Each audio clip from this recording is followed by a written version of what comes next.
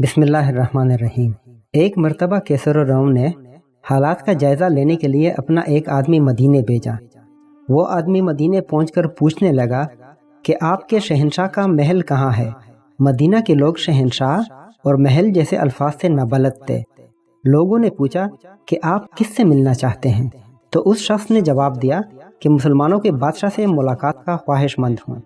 اس کو جواب ملا کہ ہمارے ہاں بادشاہ کوئی نہیں، صرف ایک خادم ہوتا ہے جو ہمارے معاملات کا انتظام کرتا ہے۔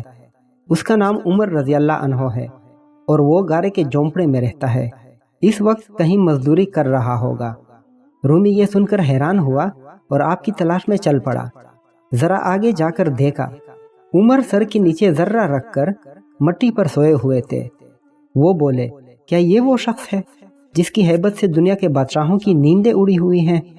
جواب دیا گیا کہ ہاں، یہی ہے عمر رضی اللہ عنہ۔ یہ سن کر اس شخص نے کہا کہ عمر، تم نے انصاف کیا اور تمہیں گرم ریت پر بھی نیند آ گئی ہے، اور ہمارے بادشاہ ظالم اور جابر ہیں جن کو نرم و ملائم بستروں پر بھی نیند نہیں آتی۔ اللہ تبارک و تعالی سے دعا ہے کہ ہمیں بھی نیک اور عادل حکمران عطا فرمائے، آمین۔